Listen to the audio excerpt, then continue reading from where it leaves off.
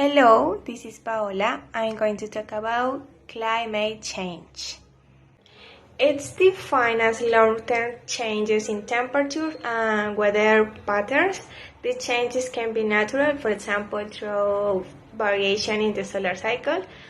But since the 1800s, human activity have been the main driver of climate change, mainly due to the burning of fossil fuels like coal, oil, and gas. As a result, the globe is already 1 degree warmer on average than it was before the Industrial Revolution. But why? Why does this happen? I'm going to list some causes about that. One of the reasons why this happens are humanity's increased use of fossil fuels such as coal, oil, and gas to generate electricity, run cars and other ways of transport, and power manufacturing and industry. On the other hand, deforestation, because living trees absorb and store carbon dioxide. Increasingly intensive agriculture, which emits greenhouse gases like methane and nitrous oxide. Okay, but what are the effects of climate change? The consequences are difficult to predict, but some effects seem likely. On average, Earth will become warmer. Some regions may welcome warmer temperature, but others may not. Changes in precipitation patterns, more drought and heat wave.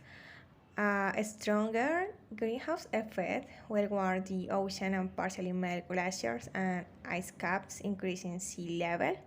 Besides, climate extremes such as drought, floods, and extreme temperatures can lead to crop losses producers and the food security of communities worldwide.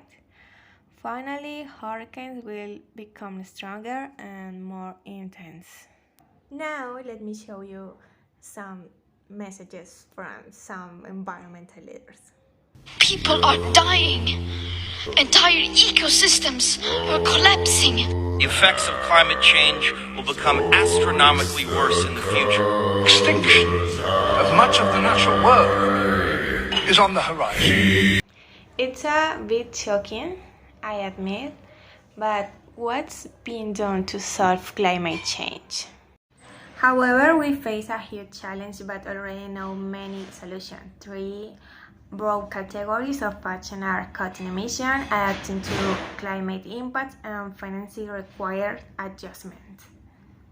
Switching energy systems from fossil fuels to renewable like sun or wind will reduce the emission driving climate change, but we have to start right now. It's important to know that. We have two options. We can pay the bill now or pay dearly in the future. Climate action requires significant financial investments by governments and businesses, but climate inaction is vastly more expensive. It's up to us. Thank you for coming to my TED Talk.